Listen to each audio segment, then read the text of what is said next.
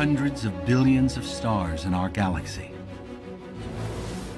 And yet we know of only one that shines on a life-filled planet.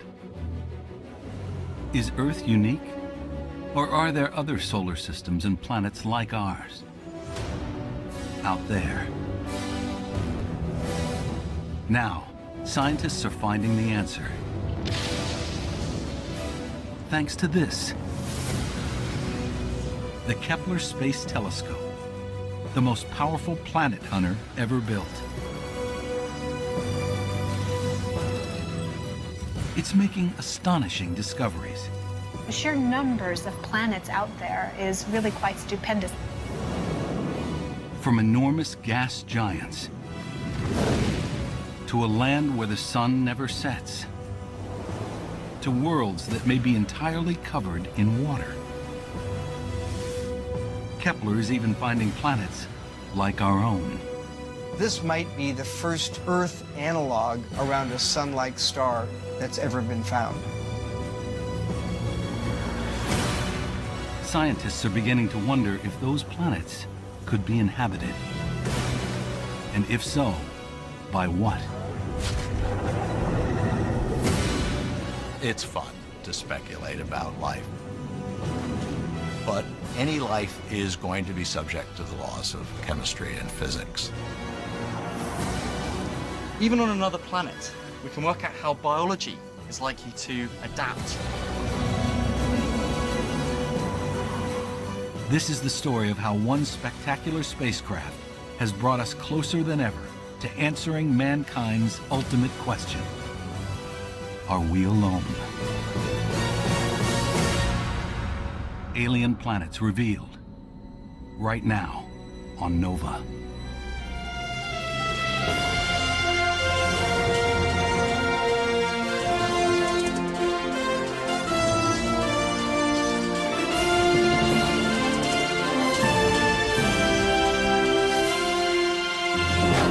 Major funding for NOVA is provided by the following. The David H. Koch Fund for Science, supporting NOVA and promoting public understanding of science.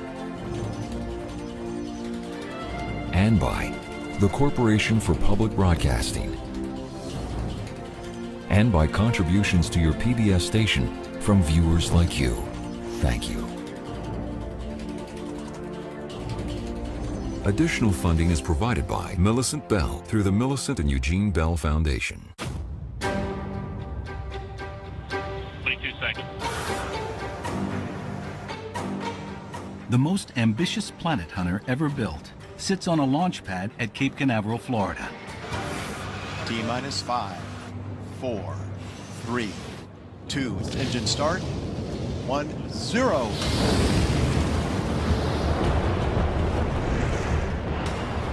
Over 2 decades in the making, it is about to radically alter what we know about our galaxy. 0-3. Burning out of the solids for separation.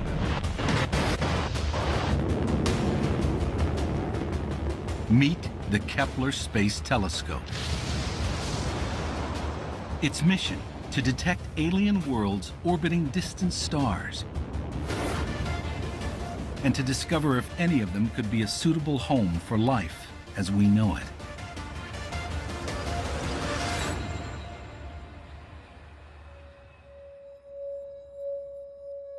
Project scientist Natalie Batalla has lived with the Kepler mission from the very first moment. To watch it launch was really quite something. This feeling that after decades of planning, it was finally happening. It was going up there. That was a tremendous moment. Launched in 2009, this incredible optical telescope has revealed that planets are far more common than we ever imagined. What's amazing is not just the number of planets that Kepler has found, but the types of planets. Of the 3,500 potential planets that Kepler has spotted, some seem familiar. Huge gas giants, similar to Jupiter or Saturn. Or smaller rocky worlds that could be like Earth, Venus, Mars, or Mercury. but others are straight out of science fiction.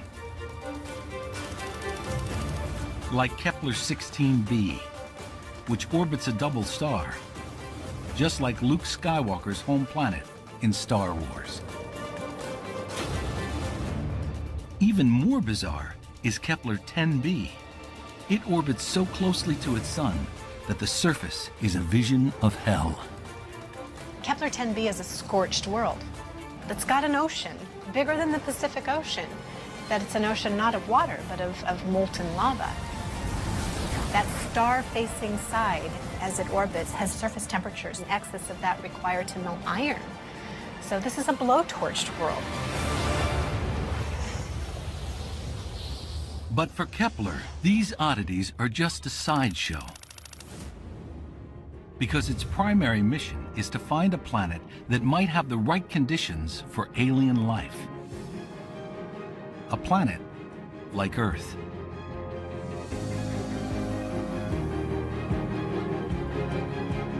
Now, Kepler might be closing in on just such a world. The Kepler data suggests that potentially habitable planets are out there.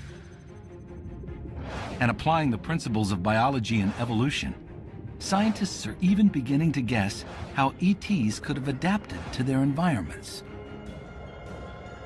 The best speculation recognizes that there are rules to the game. Any life that we can contemplate is going to be subject to the laws of chemistry and physics. Kepler is finding worlds that, as far as we can tell, have the right environment, the correct temperatures suitable for life as we know it. Kepler is unique among space telescopes. Unlike the Hubble, which turned its gaze far and wide and sent back stunning images of the cosmos, Kepler is designed to stare fixedly at one small patch of sky, taking the same snapshot day in and day out for years on end. It began, as with any new telescope, with what astronomers call first light. Kepler's first light image came down to us at NASA Ames about 24 hours after we ejected the disk cover.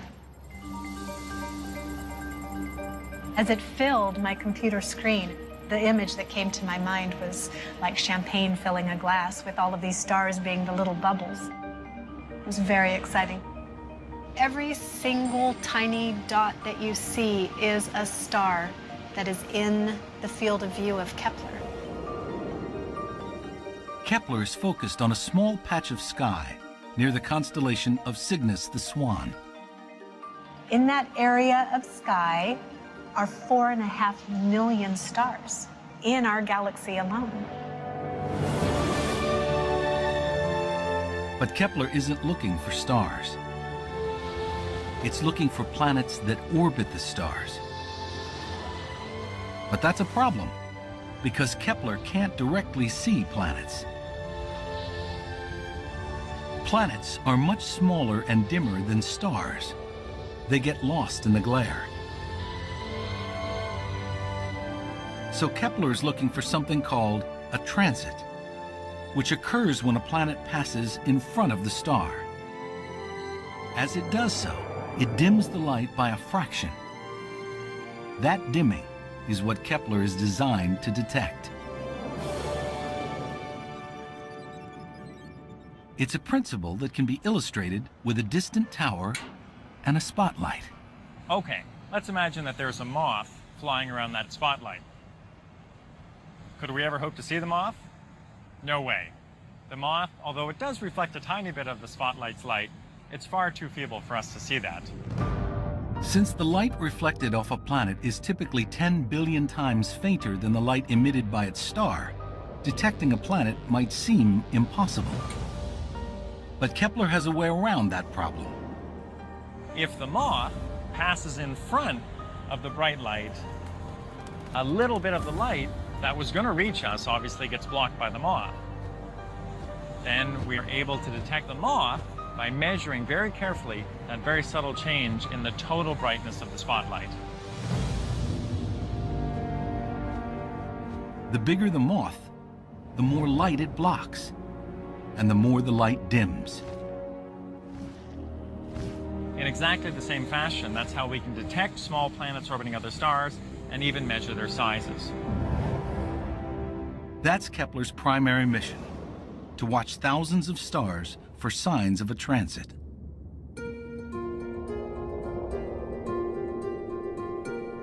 Scientists plot the brightness of each star in Kepler's view on a graph to see how it changes over time. This is an actual plot of one star over 2 weeks.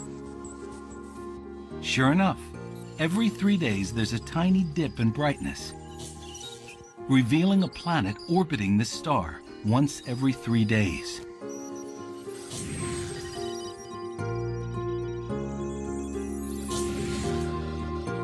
Just like the moth, the bigger the planet, the more light it blocks. In this plot, a huge planet transits in front of its star, causing a much larger dip. Right from the start, Kepler saw stars dimming. By June 2010, 15 months after launch, Kepler had found over 700 potential planets. The sheer numbers of planets out there is really quite stupendous. Here you see just a small sample of them.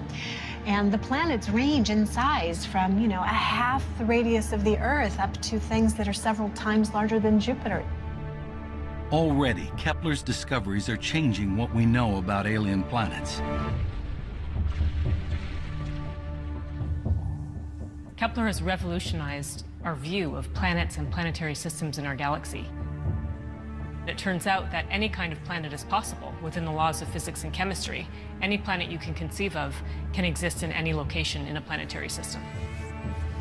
Extrapolating from the Kepler data, some estimates put the number of planets in the universe in the trillions.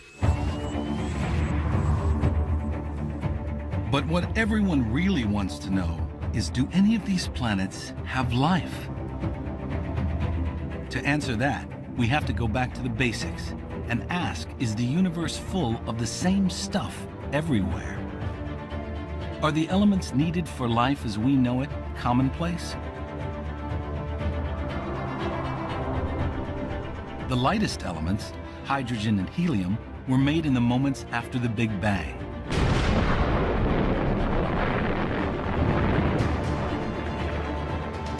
Other elements are made in stars, a product of nuclear fusion during the star's normal life cycle, or produced when some stars explode as supernovas, scattering these essential building blocks into space.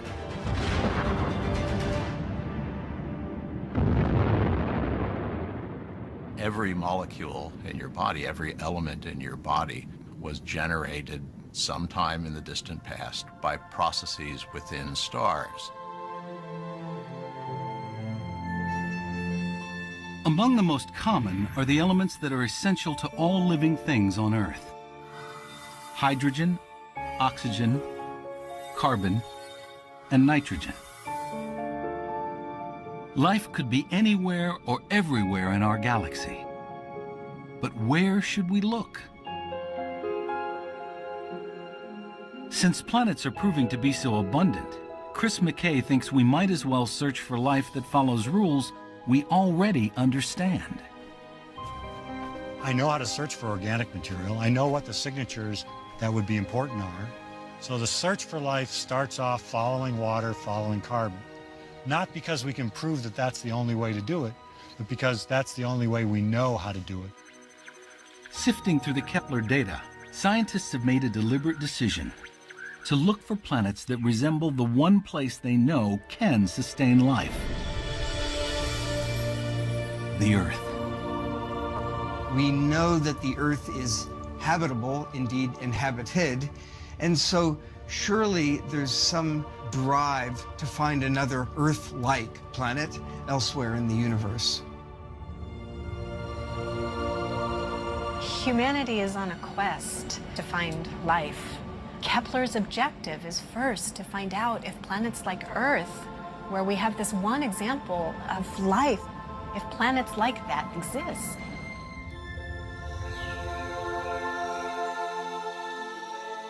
Earth, as we know, is teeming with life. Organisms have evolved to exploit every niche. From beneath the waves to the highest mountains. So what's so special about our pale blue world? For most scientists, the key feature of Earth is the presence of liquid water on its surface.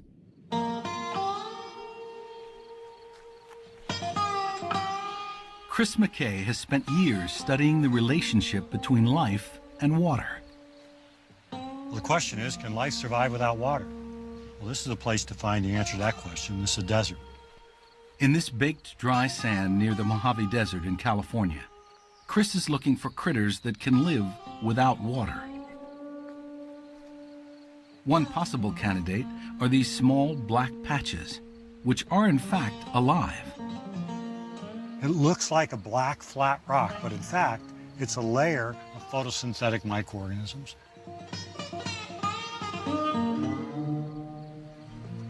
But Chris has discovered that although they look bone dry, they actually require water. The microorganisms have solved the problem of the lack of water in a very ingenious way. The organisms secrete organic materials which help to hold water. They make little super sponges. And so the rare moisture that's there, they can hold it. They can hold it longer than the normal sand. These organisms have created a little tiny microhabitat in which they live. Chris has studied organisms across the Earth. In the dry valleys of Antarctica and in the Atacama Desert in Chile, the driest desert in the world. And everywhere, he's found life using similar survival strategies. We have never found an organism on Earth.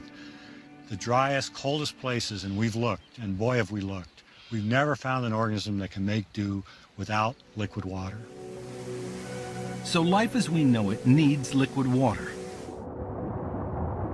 Fortunately, water is made of two of the most abundant elements in the universe, hydrogen and oxygen. We've even detected water vapor in clouds of gas in outer space. What's harder to find is a planet that could have liquid water, where the temperature is warm enough to melt ice, and yet below the point where water boils to steam. The sun is like a fire. It provides light, and through that light, warmth. And that warmth is what keeps the planet warm enough to support liquid water. If it's too far from the sun, the water will be ice. If it's too close, the water will be steam. So it needs to be right in that zone where the water can be liquid. Sometimes we call it the Goldilocks zone. It's not too hot, it's not too cold, it's just right. Kepler's core mission is to find Earth-sized planets in the Goldilocks zone. Remarkably, this data that shows the timing of each transit is also the key to finding out how hot a planet might be. The more frequent the planet transits, the hotter it is. When a planet is very close to the star, it's going around quite rapidly. The period is very short. It can go around in weeks even around the central star. As the planet is further away, it takes much longer. A planet that orbits once a week will be close to its star and very hot.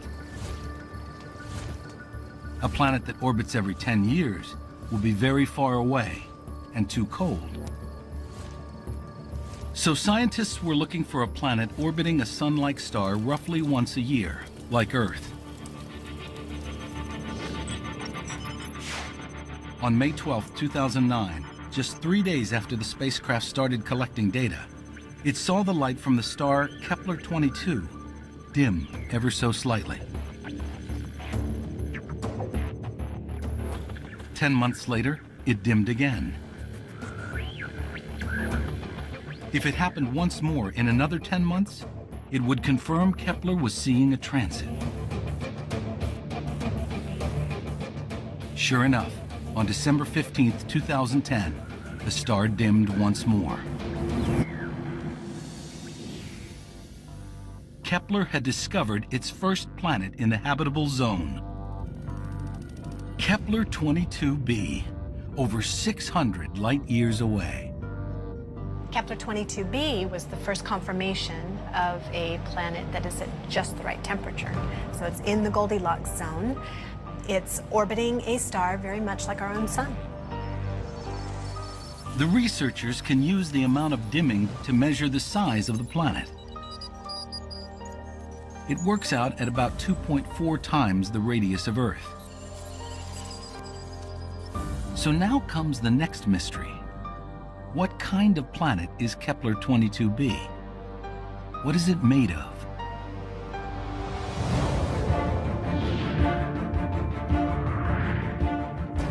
The key to a planet's composition is its size.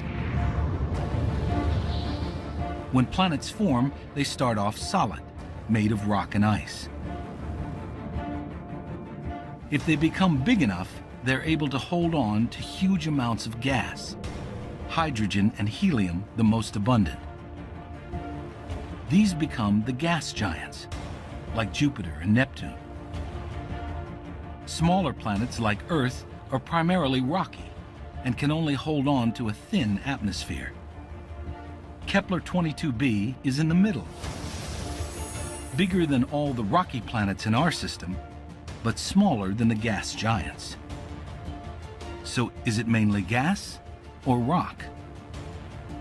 Astronomer Jeff Marcy is attempting to find out. Tonight, he's using the Keck telescope in Hawaii, which he's operating via video link from Berkeley, California, over 2,000 miles away. So Jeff, I just opened up and did an autofocus. We've got about 0.85 arc second gain. That's great. Fantastic. And we're set up and ready to go on your first target. Tonight we're going to be observing Kepler 22b, the planet, which is still somewhat mysterious. We don't know whether the planet is rocky like the Earth or gaseous like Jupiter and Saturn. To answer this question, Jeff is using a very different way of detecting planets. Nicknamed the wobble method, this technique was used to find some of the first exoplanets. And it's also used to find out more about the planets discovered by Kepler. We can detect planets around other stars even without seeing the planets by watching the star. Let's create a star. And of course, we'd like a planet orbiting that star. Now what's interesting is that the planet not only orbits the star, but the star is yanked on gravitationally by the planet. So we see the star wobble around, and we can detect this with our telescopes here on Earth.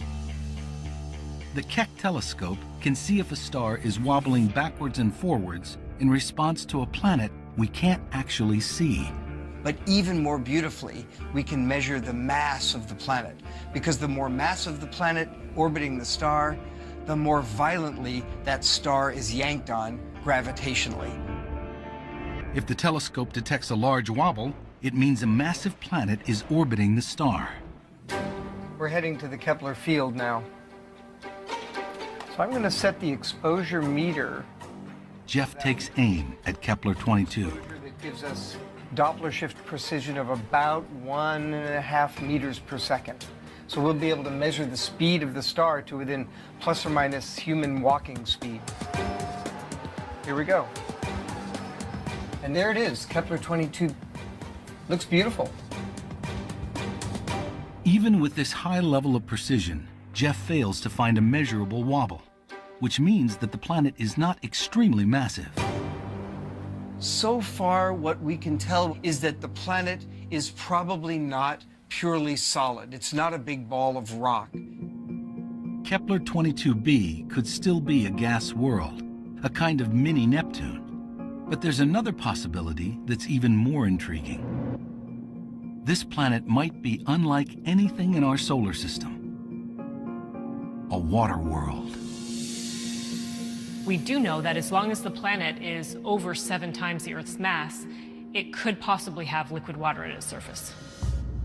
So Kepler 22b, despite being a relatively big planet, is still in the potentially habitable category. From the study of other planets, all of those somewhat larger than Earth planets have lots of water and also perhaps some atmosphere. So by association, the bet is that Kepler 22b will be a rocky planet with a very dense and thick ocean. If Jeff is right, this would be a planet completely covered in water.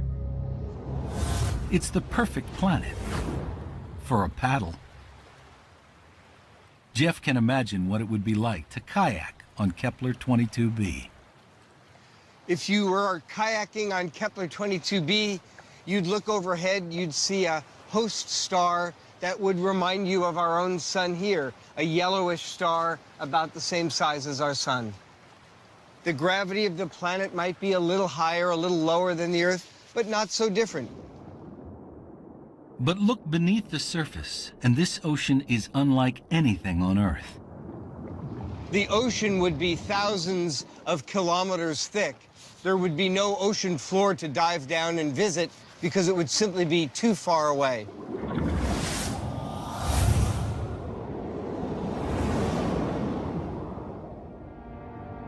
Kepler 22b could have all the ingredients for Earth-like life. Energy is plentiful in sunlight from the nearby star. The necessary elements, like hydrogen, oxygen, carbon, and nitrogen, are commonplace throughout the galaxy. But for life to occur, these elements would have to form into a molecule with a very special property. A molecule that can self-replicate like DNA. Life is a chemical system capable of Darwinian evolution.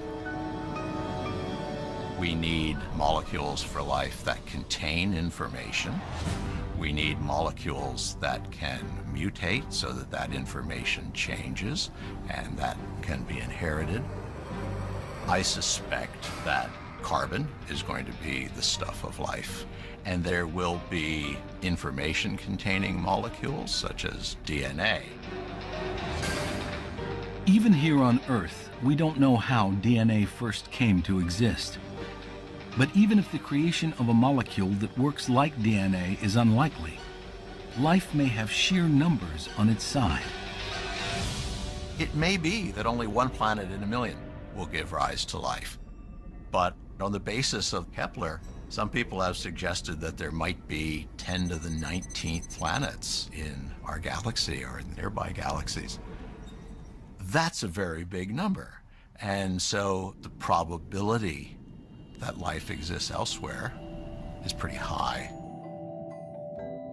It's this emerging statistical fact that leads many scientists to be confident that extraterrestrial life does exist. Is there life elsewhere? Well, our galaxy alone has 100 billion stars. If DNA, or a similar self-replicating molecule, has formed on any of those planets, life could have been around for some time. If we go back to the very oldest sedimentary rocks on our planet and look for the signature of life, it's already there.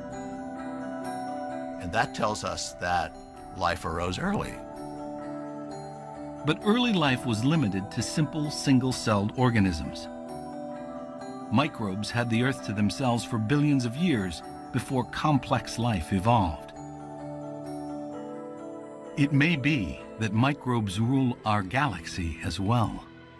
The most probable life on other planets would be something much more similar to bacteria than to you or me. Of course, we don't know how likely it is that complex life would evolve on an alien world. There's still very much an open question as to whether life could get started in such a water world. But over billions of years, if the climate is stable enough, evolution will have had the chance to get beyond microbial life to forests of complex, advanced trees. Could plants adapt to life in an endless ocean? On a water world, the main challenge that these plants are going to face is remaining buoyant. You can't start sinking down if you want to float, perhaps by having bladders filled with gas that help you to buoy up in the water. While scientists can speculate about life on Kepler 22b, for now there is no way to confirm that there is water on its surface. Fortunately, it isn't the only potential life-supporting planet Kepler has found. On February 28, 2012, nearly 3 years after launch, NASA announced over 1,000 potential new planets. One of these was orbiting the star KOI 2626. This potential planet is about 1.5 times the size of Earth, small enough that it's likely to be rocky. But there's a problem. It doesn't orbit a star like our Sun. It orbits a very different kind of star. When I was a kid, I was told in school that the Sun is an average star, which is a complete lie. The Sun is not an average star. Most stars in the galaxy are much less massive and put out much less energy than the Sun, and we call these very low-mass stars M-dwarfs. Our Sun is yellow in color, very massive, very large, and compared to it, these low-mass M-dwarf stars are tiny. They're only about 10 or 20% the size, 10 or 20% the mass, and they only put out 1/1000th the amount of energy. M-dwarf stars, also known as red dwarfs, make up over 3/4 of all stars in the universe. Because the star is so small, it's easier to spot a small planet orbiting one. Even though an Earth-sized planet covers only about 0.1% of a red dwarf, it typically dims the light by an easy-to-see 1%. Dave Charbonneau and his team have searched through the Kepler data, and they found that more than half of all such stars have planets Earth-sized or a little larger. But could a planet orbiting such a dim star be warm enough to have oceans of water and even life? An M-type star provides much less sunlight than our star. To get the same amount of warmth, just like this dimmer fire, you have to move in closer. There's still a habitable zone. You can get close enough to the star that it's warm enough for liquid water. KOI 2626.01 orbits its red dwarf star once every 38 days. But being so near to a star can create a strange situation. Gravity from the star pulls more strongly on the closest side of the planet. A slight drag that can cause one side to always face the star. Astronomers call this tidal locking. This alien world would have a light side on which the sun never sets, and a dark side on which the sun never rises. At first, scientists thought that this would make the planet impossible for life because it wouldn't have an atmosphere. When we first conceived of the notion of a tidally locked planet, even in the habitable zone, the thought was, well, on the dark side, it's going to be very, very cold. So cold that the atmosphere could condense out completely. All the carbon dioxide that would normally be in the atmosphere would be present as ice, forming a giant polar cap on the dark side. Ice like this. This is a chunk of carbon dioxide.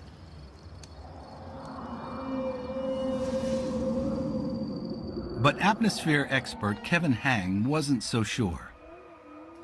He builds computer simulations of alien atmospheres. He's a kind of interplanetary weather forecaster. Hang used what we know about the red dwarf planet to simulate the atmosphere.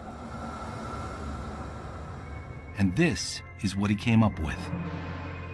A map of the whole planet laid out flat, the colors representing the predicted temperature. What you're seeing is a temperature map near the surface. Right in the middle of the map is the point where the temperatures are expected to be the highest. And this temperature difference between the hot side and cold side has a profound effect on the atmosphere. Here on the dark side, the air cools and sinks, spreading out around the planet. That creates a wind that blows along the surface to the hot side. Here, the air heats up and rises before returning to the cold side. So if this planet has an atmosphere, it would have a permanent planet-wide wind system. This reduces the temperature difference and keeps the atmosphere from freezing, which means that the planet might be habitable after all, with a stable atmosphere and in some places, a pleasant climate. You probably want to live close to where the day side transitions into the night side, the so-called day-night terminator, where temperatures are between 10 and 20 degrees Celsius. So a good spot for real estate. If there is plant life here, it would have to adapt to an endless deep red sunset. Here on Earth, most plants capture energy with chlorophyll, a green pigment adapted to harness the yellow light from our sun. But on a red dwarf planet, with its red light, an alien plant-like species might adapt to produce different pigments.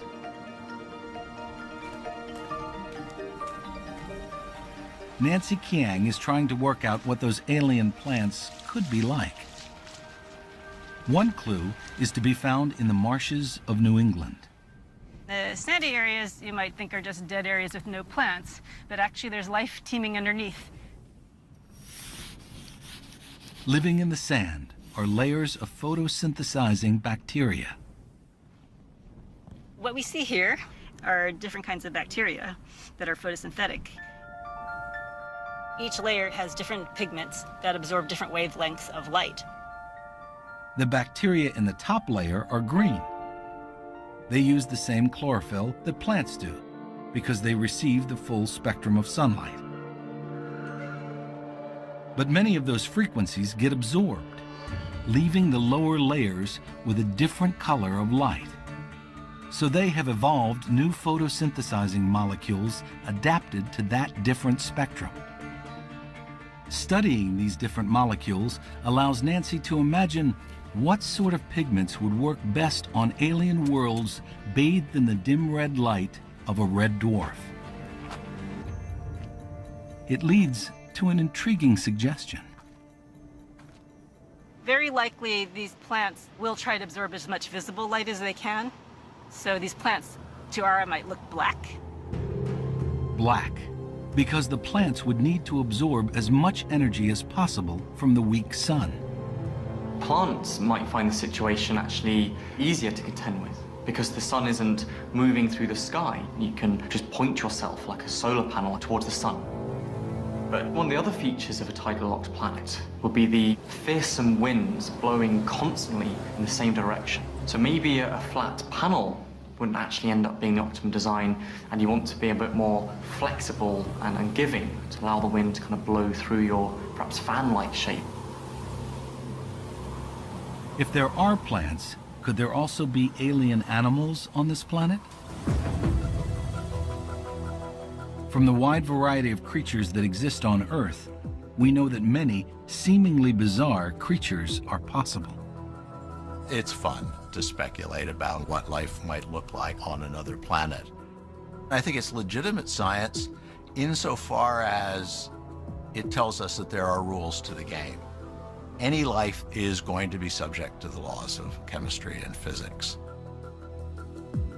Based on what we know about life in our world, and from what we know about the environment on this distant planet, scientists are beginning to imagine what alien animal life might look like.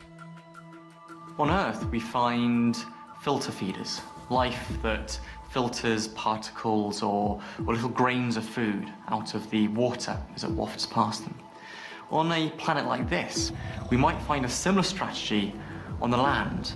So maybe we'd find something like land whales that aren't filtering out plankton from the sea like the whales in our oceans, but are great big static animals that try to filter out particle matter from their wind to feed off.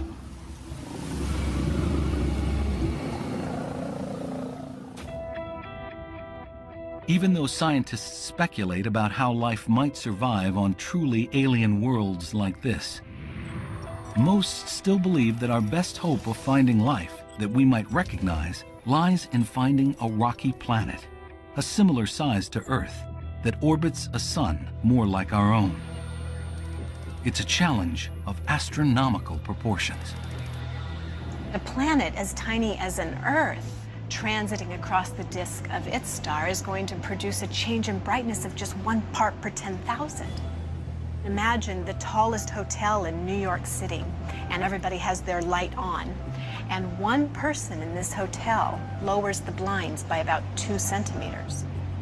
That's the change in brightness that we're trying to detect from the transit of a planet as small as an Earth passing in front of a star the size of our sun. So Kepler scientists scour the data for signs of a truly tiny dip, evidence of an Earth-like planet. And they find something promising around star KOI 701, 1,200 light-years away. The Keck telescope confirms that there are at least 3 planets orbiting the star. The third planet out, that planet is in the habitable zone. But it's also large, like 22b. It's like Kepler 22b. It's, probably a water world. The team was about to go public when something extraordinary happened. So 701.03 was done. In the bag, nice ribbon tied around it, ready to go off to the publisher for publication, when we got an email from one of our team members telling us that he'd spotted what looks to be another interesting signal in the data. What Natalie's team member had spotted at the last moment could turn out to be one of Kepler's most exciting discoveries. It looked like KOI 701 didn't just have 3 planets orbiting it. There were 4, and this new potential planet was in the right place and the right size. We examined the data more carefully, and there is another planet that is smack in the habitable zone, and it's only a little bigger than the Earth. It was exactly what Kepler had been searching for. A planet in the habitable zone, small enough that it could be made of water and rock, like the Earth. And so this is something you could stand on, something that's rocky. This might be the first truly Earth analog around a sun-like star that's ever been found. The planet, today confirmed as Kepler 62f, is over 1,200 light-years away. Even our fastest spacecraft would take many millions of years to reach it. But this could be the most Earth-like world Kepler has found. And that's the amazing planet that has the hairs standing up on the back of my neck. If this planet has oceans of water and rocky land masses, then the possibilities for life here could be as numerous as they are on our own planet. On our planet, we began with simple bacteria, and today we have a planet that has 10 million species of animals, plants, fungi, kelps, all sorts of things. In the oceans, the environment could be surprisingly similar to that on Earth. The density and properties of water are dictated by the laws of physics, which are universal. What we might expect is for the aquatic or the marine life to be actually pretty similar, pretty familiar to what we know on Earth. Because the main consideration is being able to move through the water as efficiently as possible. So you want to be hydrodynamic, you want to be streamlined in your shape. And a very good streamlined shape is known as fusiform, you be kind of bullet-shaped, just like most fish on Earth.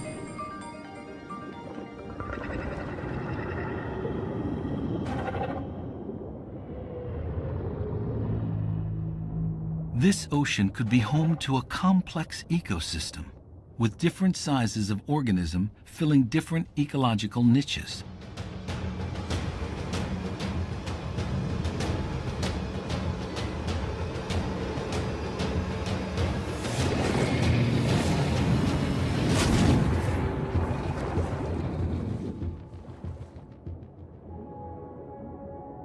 But because this planet is 40% larger than Earth, it's likely to have stronger gravity. So what might we find on land? Animals will respond to the increased gravitational pull on a larger planet. And so they would want to have body plans which are also very strong, so with column-like legs to support their increased weight. On Earth, all vertebrates have a maximum of 4 legs, because all animals with a backbone evolved from a fish that had 4 fleshy lobed fins. But could aliens have more legs?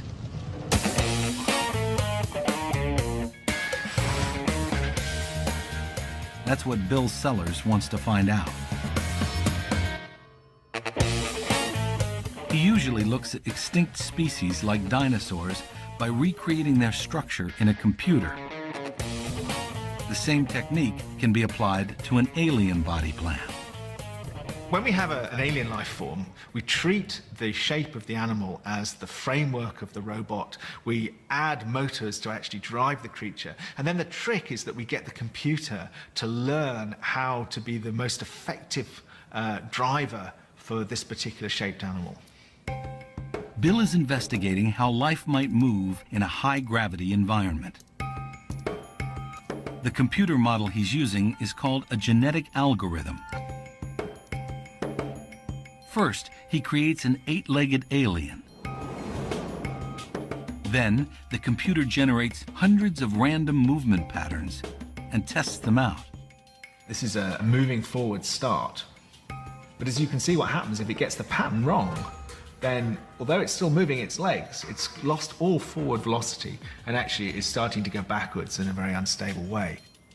Other examples of failures, for example, this one, what happens is the front pair of legs trip over, and then the whole thing nosedives, and because of where the weight is, the back legs are up in the air and spinning round. So again, this is a complete failure, and we wouldn't work from those.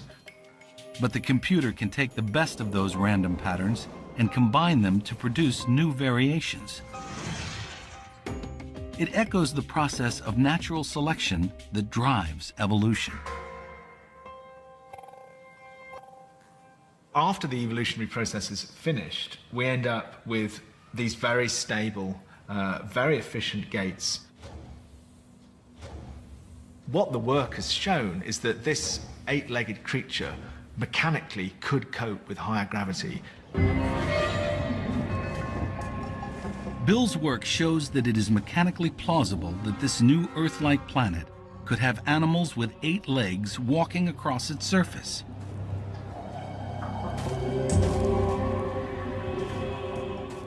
If this planet does have complex animals, could it also have intelligent life?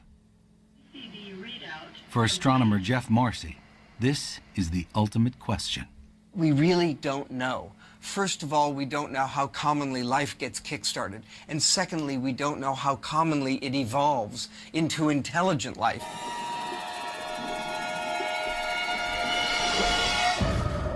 The probability of intelligent life evolving on another planet is perhaps the greatest unanswered question. But there are hints on Earth that intelligence might be the exception, not the rule. Sharks, like the ones we see here, have ruled the seas for 400 million years, and yet their brains are no larger than peas. How could it be that after 400 million years, sharks have not developed a higher intelligence? And of course, the answer must be that high IQ sharks compete no more successfully than the less intelligent sharks among us. And that tells us something frightening about life elsewhere in the universe. Perhaps the intelligence of which we humans are so proud is not an attribute that is strongly favored in Darwinian evolution. If Jeff is right, human intelligence may be the result of a very unusual set of circumstances that just happened to make our ancestors develop bigger brains. But others, like Sarah Seeger, are more optimistic. It's a tough call about whether or not there's intelligent life around any of the nearest stars. I believe there is intelligent life out there somewhere in the galaxy, and that a future generation may be able to establish contact. While the chances of intelligent life evolving may be small, the number of places it could be is huge. About 900 of these planet candidates are twice the Earth's radius or smaller. So what this collection of exoplanet candidates is telling us is that small planets, planets like Earth, might be common. Based on the Kepler data, scientists estimate that at least 1 in 6 stars has an Earth-sized planet. There could be upwards of 17 billion Earth-sized planets in our galaxy alone. Well, we are at a remarkable moment, actually. The Kepler Space Telescope has identified several thousand planets. But what's unexpected and remarkable is that we're finding planets that are a little bit larger than the Earth, that, as far as we can tell, have the correct composition, rock and water, suitable for life as we know it. Kepler has shown us how commonplace planets outside our solar system are, suggesting our galaxy may have other places suitable for life.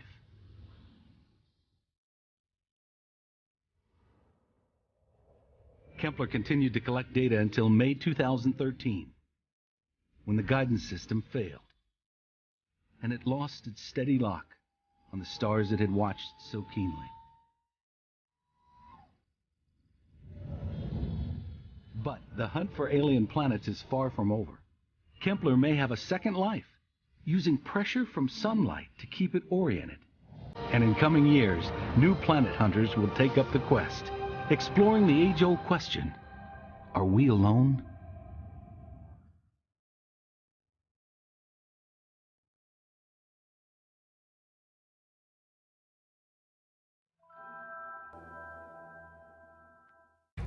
The exploration continues on NOVA's website. Could there be extraterrestrial life in our own solar system? Planetary scientist Carolyn Porco thinks a tiny moon of Saturn's may be the best place to look. And meet Seth Shostak, a SETI astronomer who uses radio telescopes to listen for communications from outer space. Watch original video shorts, explore in-depth reporting, and dive into interactives. Find us at pbs.org/nova. Follow us on Facebook and Twitter.